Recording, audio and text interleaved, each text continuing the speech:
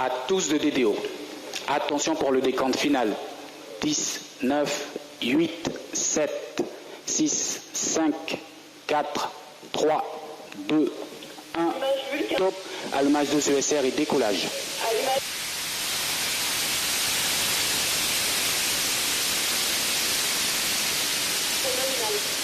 La propulsion est nominale.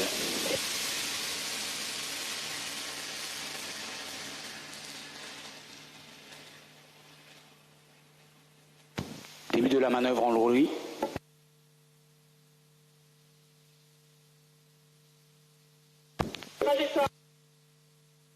Le pilotage calme, la trajectoire est nominale, les paramètres à bord sont nominaux.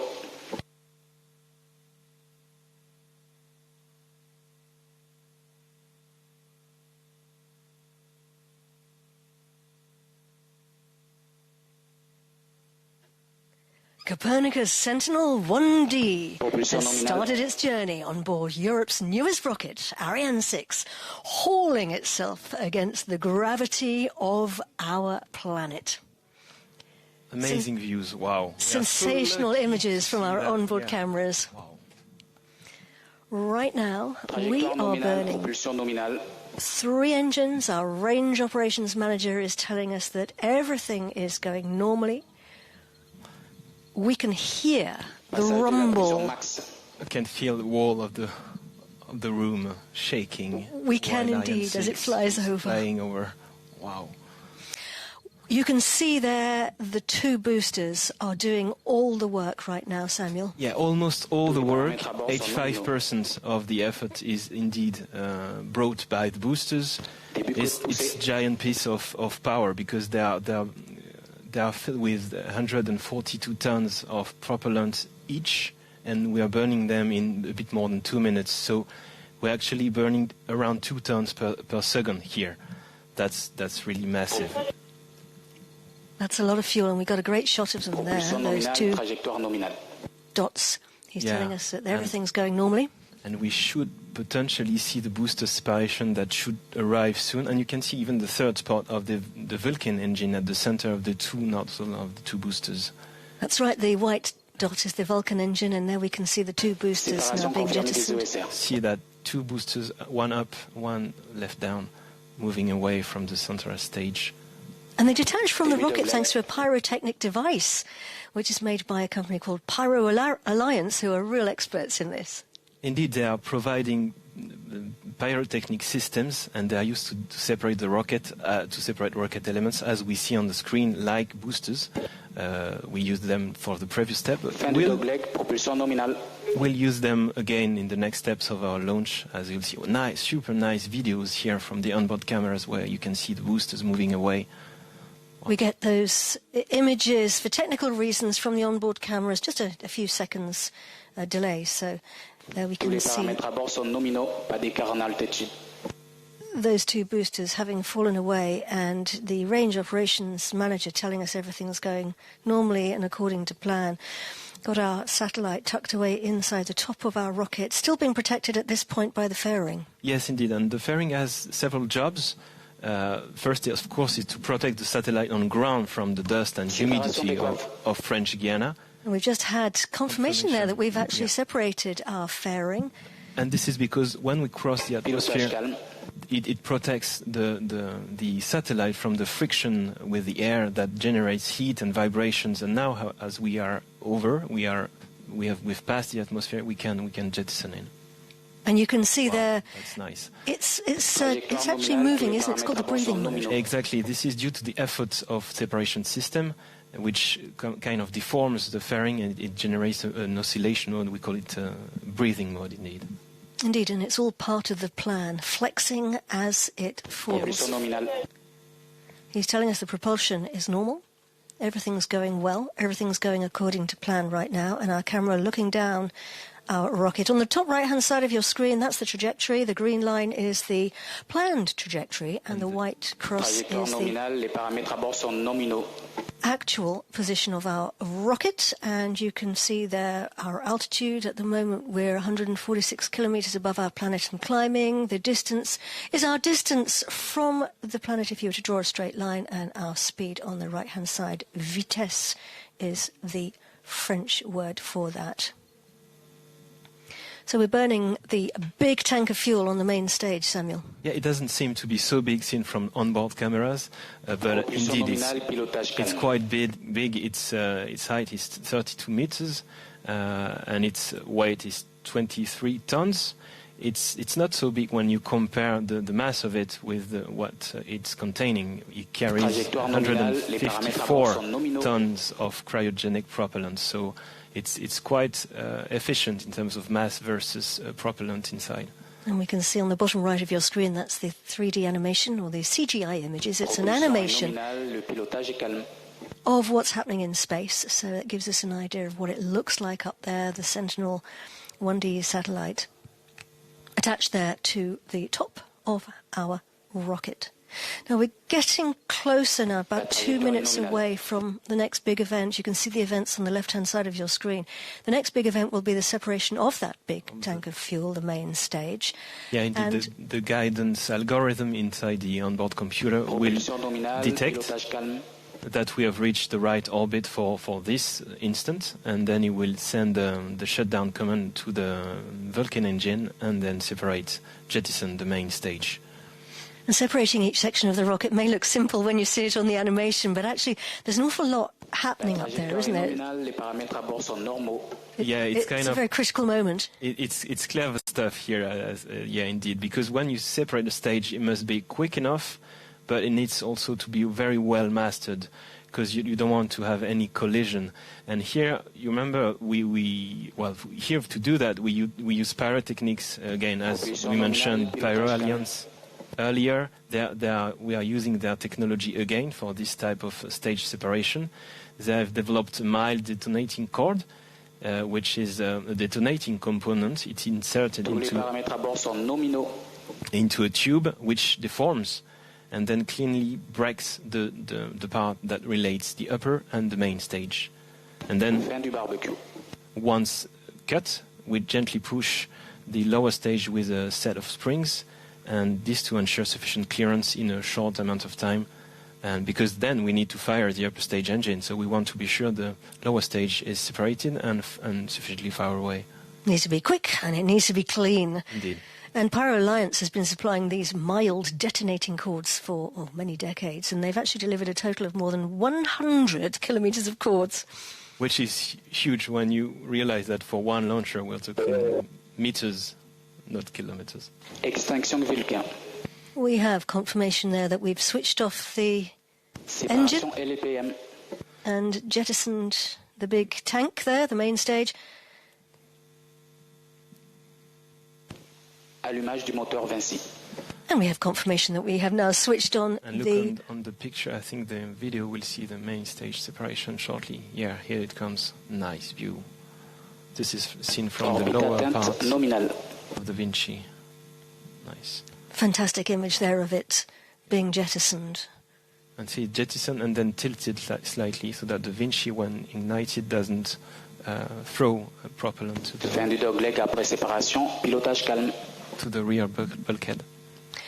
So we're launching a satellite to monitor our planet today, but satellites do lots of other things. Yes, indeed, they also help us to any kind of things, like connect with each other, like navigate our planet, like protecting people and animals, managing disasters, helping the armed force in combat.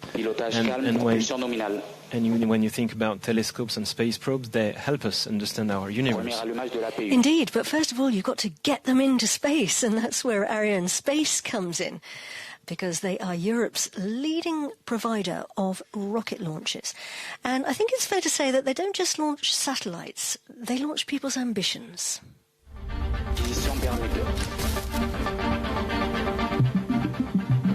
The launch starts the moment you partner with us, as we go above and beyond to understand your world. viewed from orbit. Everything you've ever imagined. The value you bring home to Earth. All the lives you seek to improve. So, whatever your goals, however far you want to go, your success is our mission.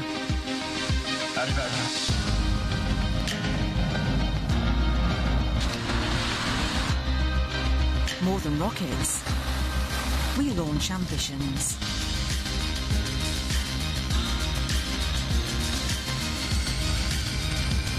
Ariane Space. Launching ambitions. Launching ambitions for each and every one of us on Earth. I think it's fair to say that space is literally transforming our lives. And if you think about it, since we first launched Sputnik, that was the first satellite, I think it was back in something like 1956, we've turned the skies above our lives, if you like, into a giant workplace, a great big working zone in space. And satellites keep our day-to-day lives ticking over. They do. Yeah. If we switch them all off, our life would be a very, very different place. But being able to monitor our planet from space is particularly important given the climate emergency that we're facing. I mean, after all, Earth is our home. And if we want to protect it, we need to understand its processes. Yes, indeed. And that's why satellites are so important, because from space you can clearly see things that you can't see from ground. And you can get constant data over years and years, and data that no one can argue with, like, for instance, measuring the melting of ice caps from space. There is no way to argue with the data you generate from that. Indeed, you can get information from local people, but the satellites can give you the hardcore data. And Europe actually has huge expertise in building Earth observation programs, and the Copernicus Sentinel satellites, well, they're a great example of European partnership. Yeah, exactly. It was a real collaboration between the European Space Agency, the European Commissions, and a huge network of industries. Yep, and the industrial prime contractor for the Sentinel-1 series, for those industries, is Thales Alenia Space, who have led a team of over 60 or 70 companies across Europe.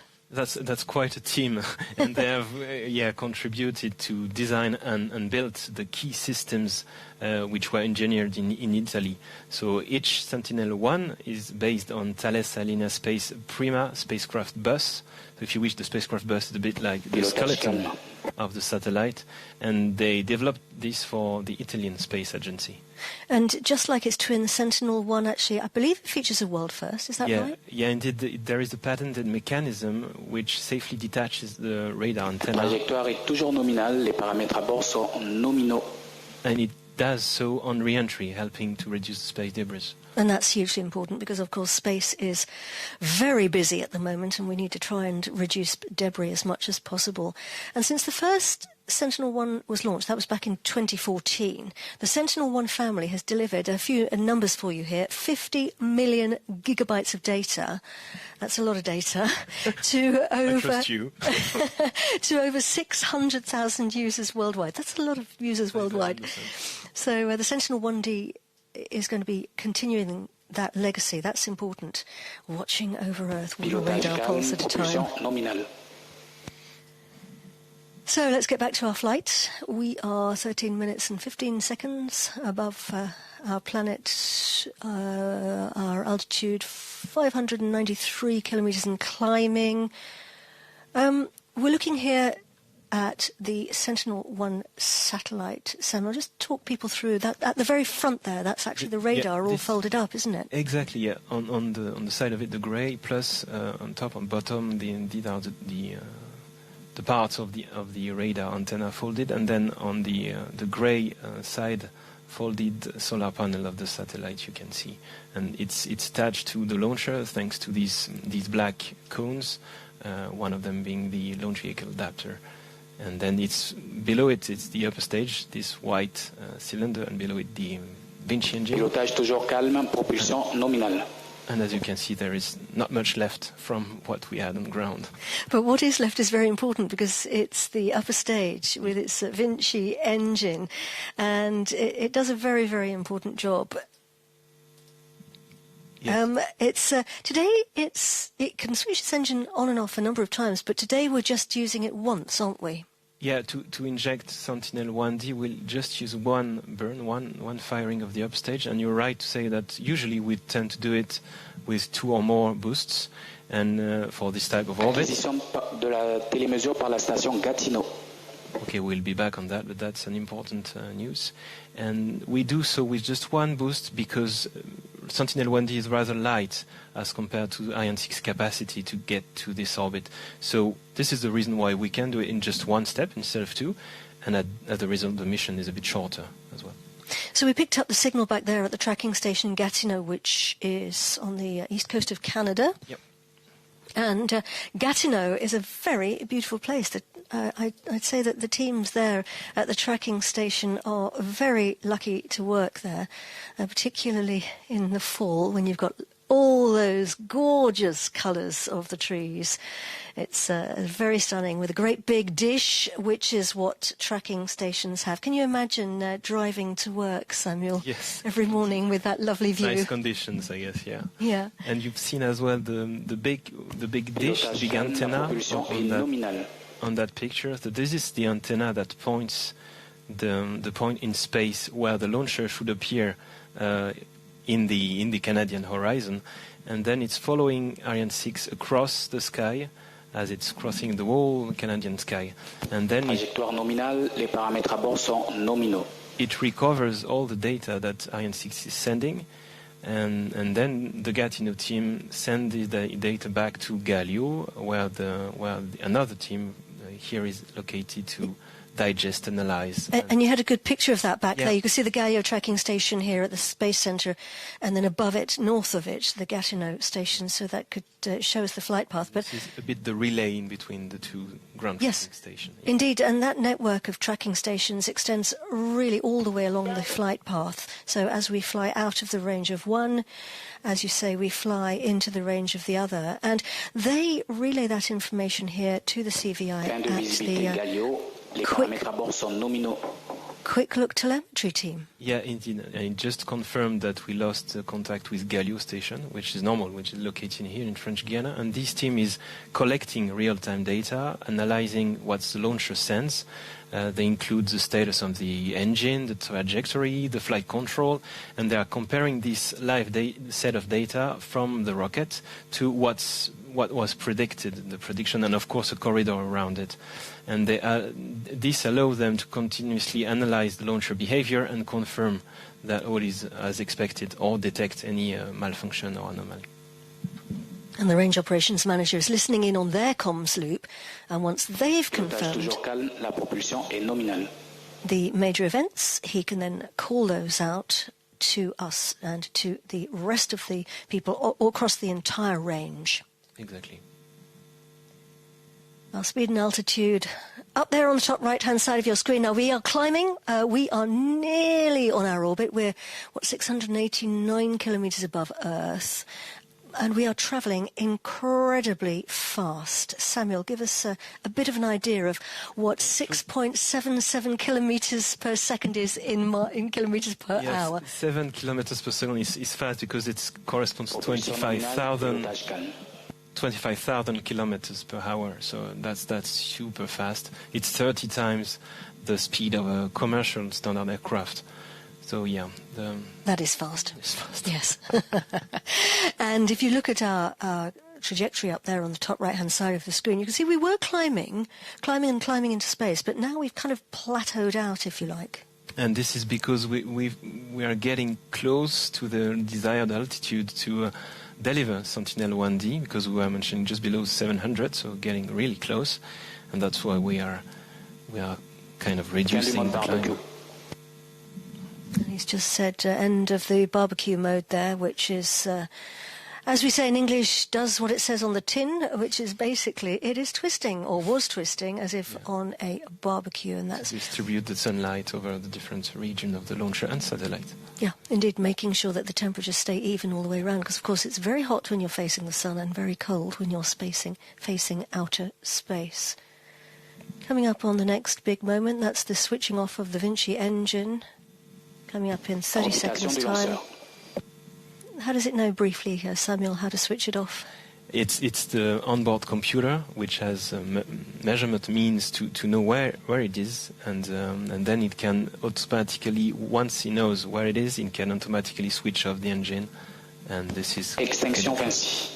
And we just had confirmation that the upstage engine has been switched off. And that's how it looks up there on the animation. And so we're now at the right point. The onboard computer has indeed detected this, has switched off the Vinci engine, so we are in the right place at the right time.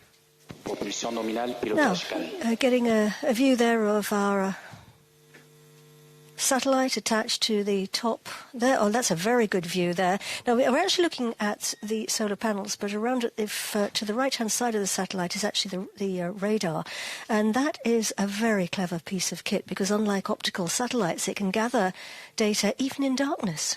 Sentinel-1D emits a burst of flashes every second, and the satellite can detect those echoes bouncing off the surface of the Earth, and it uses that to create a radar map of the terrain, or the ocean, or the ice, depending on what it's looking at. And that makes it very useful in the Arctic winter. You can just imagine when the nights are long and dark. Well, now, joining me to talk more about our satellite is David Bibby. David is the Copernicus Sentinel-1 payload manager for the European Space Agency, and I'm absolutely delighted, David, that you've been able to come from the fishbowl. David's come out of his operational teams there to talk to us, so thank you very much, David. Thank you for having me. It's a pleasure to be here. Well, shall we start by talking about the big picture, David, the Copernicus program as a whole, which is made of, am I right in saying 12 families of satellites? Yeah, that's correct. It's 12 families of satellites. There's 6 of the Sentinel-1 to Sentinel-6 satellites. They're operational, so they're already flying. And then we've got the high priority Copernicus mission satellites, which are in development, or very much in their development phase at the moment. And of course the Sentinel-1 family is one of the families in the Sentinel, in the 12 families of satellites. Yes, indeed. It's Sentinel-1 is well, we launched the first one in 2014, as we've seen from the videos, actually, Sentinel-1A. Little Bird tells me it was launched on his birthday. It was actually, yes. It was a great birthday celebration. I really enjoyed that. So we launched Sentinel-1A in 2014 on the 3rd of April. It's been in operation for now 11 years. We're now launching Sentinel-1D, which is the 4th Sentinel-1 to launch into the family, and it will continue to provide data, or the high-quality data that we've come to know and love coming from Sentinel-1. So, yeah. What does the Sentinel-1 family do? What's their job? Their job is to monitor the Earth. So we've got 2 instruments on board, the syntactic aperture radar, and this takes day and night all-weather images of the Earth, of the planet, so we're not impacted by any weather systems or darkness, and we can monitor the Earth and the oceans using the radar. And we've also got an AIS instrument, which is automated identification of ships. This receives messages from the ships for their ship ID, their velocity and direction, which we can use to track ships and identify them in the oceans. And we can even see these ships in the SAR image. So this gives us a unique capability of using both instruments together. Yeah, so let's just look at some of the imagery that we've got from the Sentinel-1. He's telling us that everything's going normally and according to plan, so that's good to know. It's done some very, very important work since that first launch in 2014. And we have an image of the Myanmar earthquake. Can you just talk us through, David, what we're looking at? What's the one on the left? So the one on the left is an image taken by Sentinel-1A on the 27th of March, so it's the day before the earthquake. And you can clearly see the fault line on the right-hand side of the image.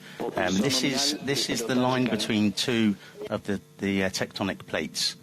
And this is... We're literally looking there at the Earth, a great big crack in the Earth. Exactly, it's incredible. Right. So, unfortunately, there was the earthquake on the 28th of March, and we took another image using Sentinel-1C 2 days after that.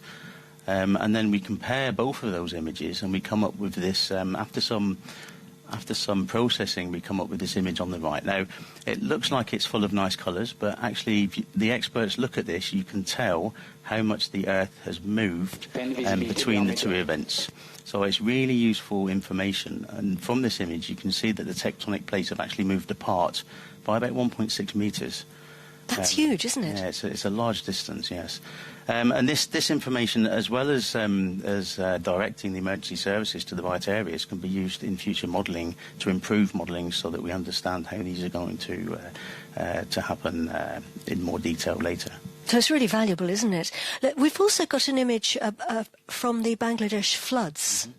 Yeah, another capability for Sentinel-1 is to spot flooding. You can see this over a period of about a month, I think, but you can clearly see the riverbanks have burst there in the flooded areas. This allows emergency services to get to the right areas to rescue people, and also, again, it can be used in future modelling to know what will happen in case of floods, to identify floodplains and flood areas so that people don't build properties there. And this is increasingly important, of course. Indeed, yeah. We're seeing more and more floods. Now, you mentioned earlier as well that the Sentinel-1 family are extremely useful for maritime surveillance and detecting ships, oil spills, that sort of thing. Indeed, yeah. We have another image here to show that. What are we looking at here, David? This is a message density map. So each of the ships that has an AIS system on board will send... Shall we just tell everybody what AIS means? Automated identification of ships. So it's a system that we use on all ships, actually. I've got this capability to transmit their unique ID, their direction and their velocity. Even when they're not moving, they send this information, and we can pick that up on the receivers on Sentinel-1. The good thing is we can see the ships in the SAR image, and we can see the data that comes from the AIS, the AIS receivers, and you can compare both of those two bits of information to see whether there's any piracy going on. So anyone that's not transmitting will be investigated. Yeah. And we call those... he's just telling us that we're picking up the signal there at the Svalbard tracking station. That's pretty in the Arctic Ocean. So this is really important, isn't it, for the so-called dark ships who turn off their exactly right. Identification system. Just on that for that reason, so you can't see them. You can't. No, exactly, and hopefully this will go some way to combat piracy. So it shouldn't be possible in the future. Yeah. So lots going on there. So today we're launching a 1D. I mean, we've launched the other three. Why is 1D so important? Well, 1D is important because it'll join Sentinel-1C, its sibling. Sentinel-1A is 11 years old. It's time to retire S1A. So it will take up the mantle that S1A has been providing up till now. It will continue with S1C to provide the high-quality data that we've been providing for the last over a decade now, well into the next decade. So it's going to really give that irrefutable data that nobody can argue with and continue the job, which is really, really important. David, thank you so much. It's been fascinating. Thank you so much for coming and sharing that information with us. It's been a pleasure. Thanks for having me. Well, just hearing again from the Range Operations Manager that everything's going well, so that's great. I'm going to send you back now. David's going to head back down to the fishbowl to continue your work there. I'm going to wish you the best now for separation of your satellite. David Bibby, thank you. Thank you. So we are travelling now over the North Pole. The tracking station at Svalbard is tracking us. It's a remote Norwegian archipelago known for its dramatic natural beauty, which of course it will be given its location. One of the most northern most places on Earth where people live. There are lots of rugged mountains. He's just saying we're gone out of the range of Gatineau, but we're already in Svalbard, so that's good. Lots of fjords. In fact, 60% of the land is covered by glaciers. So you can imagine that it's home to polar bears, Arctic foxes, reindeers, seals, seabirds. No wonder it's popular with tourists. Samuel's back with us. Samuel, would you like to go to Svalbard? You want to go there, that's for sure. You want to all the ground tracking stations. I want to go to all the ground tracking stations. So everything's going well so far. We are getting close to delivering our satellite. Just over 4 minutes. Sorry, I'll interrupt while he's talking. So just over 4 minutes to deliver it. And and currently the team in Svalbard are in contact with the launcher. And we can see there our speed. We are just on, 7.5 kilometers per second, so heading towards 28,000 kilometers an hour. That's pretty fast. And if you look at the thin blue line on the edge of the Earth there, that's the atmosphere, our very thin atmosphere. And of course the folk at Svalbard collecting the data from the rocket as it flies over, and they're relaying it here back to the Guiana Space Center. And here's a replay now of our launch, which was half an hour ago. We lifted off from the pad at 6:02 local time. That was 10:02 in Paris, 9:02 UTC, and it was a beautiful, glorious launch. Yeah, amazing weather conditions, no clouds, super nice light. Wow. Super nice shot here. Looking across there from the Vega C pad. And I guess all people were really pleased with that condition. Everybody went out to watch it from the terraces here at the Mission Control Center. We saw the fairing falling away. Booster separation. We were very lucky to have clear skies. Yeah, indeed. And there's the white dot there, the Vulcan engine propelling the rocket into space. And here we are again, 30 minutes now and 40 seconds into our flight. And as I mentioned, the folk at the Svalbard tracking station collecting the data from our rocket as it flies over, because it's talking to us. And they're relaying those data back here to the Guiana Space Center. And the teams there at the Quick Look telemetry, back with them. There they are. Well, that's the CDL teams, I think. Oh, here we go. On the bottom right hand of your screen, you can see the Quick Look telemetry team, back with them. And they are in full focus here. Yeah, there is a mix of intense focus, professionalism, and of course adrenaline, as you can guess, because as we go through moments of tension, like critical phases, we just saw the video of them, liftoff, stage separations are really high tension moments, and there is high pressure on their shoulders to analyze it in real time, be able to detect any anomaly and then react and communicate to everybody like they are doing, because we can hear the range operation manager. And the teams at the Launch Control Center, here they are.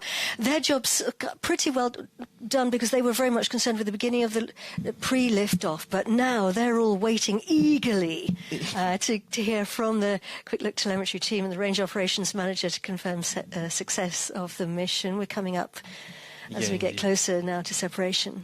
Yeah, and here I want to pay a tribute to one of my colleagues, Pierre Destin, who has been a tactical leader for launch preparation for a number of years. And here we see Pierre, and he has managed 11 launch campaigns since 2013, being an expert in space propulsion aside of it. And this today is its last launch campaign with today's launch, so congrats and thank you, Pierre. Well done, Pierre. Yeah, well done. 11 launches, that's a lot of launch campaigns. Getting close now to separation of our satellite. That is scheduled in just over 1 minute's time. We can see the satellite attached to what's left of our rocket pointing downwards. Samuel, what's happening up there? So we're actually performing a number of maneuvers to orient the launcher and its passenger, Sentinel-1D, to point the right direction in space, to then separate Sentinel-1D. And this means typically pointing the solar rays, for instance, towards the sun to capture the sunlight and to have power for the beginning of the mission. And then once the orientation will be reached, we'll stabilize the launcher. When it's very stable, we'll release the clamp band, which attaches the satellite to the launcher, and with 6 springs we'll gently push Sentinel-1D. Wow, we have confirmation there. Wow. That Sentinel-1D has been separated, so we will see that on the image. As you say there, the springs pushing Sentinel-1D away very gently from the mothership. And we are looking at some very happy faces here in the Mission Control Center. Yeah, indeed. that's a remarkable achievement. Congratulations to European Space Agency. First, you can see colleagues from European Space Agency here, European Commission as well, Thales Alenia Space, and all the team, industrial team who built Sentinel-1D. And also I want to say very hats off to all my colleagues in Ariane Space, Ariane Group, CNES, and all the partners involved on Ariane 6 throughout Europe. Nice work, everybody. Congratulations to everybody. Absolutely. Really, job well done. There we can see the image of the satellite moving away from the mothership. Those are the boards here in the Mission Control Center, the flight path on the bottom right-hand side there, and the trajectory and the green status panels. That's what... And that's the beginning of a new chapter for them. It's the beginning of a new chapter, certainly, for the satellite. Here are the teams in the Mission Control Center, all very happy about this. And, of course, we are sending our best wishes now to the teams at the European Space Operations Centre as they are taking on their new satellite, waiting. The next phases will be for Sentinel-1D to call home and let everybody know things are going well. To deploy the antenna and the solar arrays, as we saw in the movie before. It was clever deployment systems there, yeah. Indeed, and there will also be at some stage it will deploy its whopping great big antenna, great big 12-meter long antenna, its radar, which is going to be doing all that important work. But let's go over now back into the fishbowl and to David Cavalloles, who is the CEO of Ariane Space and the head of the flight desk. David, congratulations, great news. Well, thank you, Cathy. This is indeed a great news. Tonight, Ariane 6 has successfully placed into orbit the Sentinel-1D satellite. So now this is 7 missions that Ariane Space successfully delivered for the Copernicus program. So my first message would be for the European Commission, for the European Space Agency, our clients, and for all our partners. Thank you for your trust. We are really happy to have done this mission with you. And we were very lucky. It was a beautiful launch, and everything went like clockwork. What does it mean for your teams, David? Well, this is a great teamwork, and you can hear the team behind me. As you know, we are in an incredibly steep ramp-up, but this is a huge source of motivation for everybody. So I just want to say congratulations to everybody. And now the rest of the year will be still very intense. We have now one Vega C launch to come, then one Ariane 6 launch to come. So stay tuned, because remaining months of the year will be quite intense. Thank you very much. David Cavalloles, thank you very much indeed. So, congratulations to everybody. We are coming to the end of our program now, and it's been great, hasn't it, Samuel? Yeah, congratulations again to everyone involved. It was really an important launch for us, and we are very, very pleased for our customers and for Europe, because in Europe we have a new satellite in orbit, so this is a very good thing. Yeah. It's a very good thing, and best wishes to everyone at the European Space Operations Centre now. The job is done here at the European Spaceport, and the job is just starting for them. Huge thanks to the live broadcast teams who brought you this programme.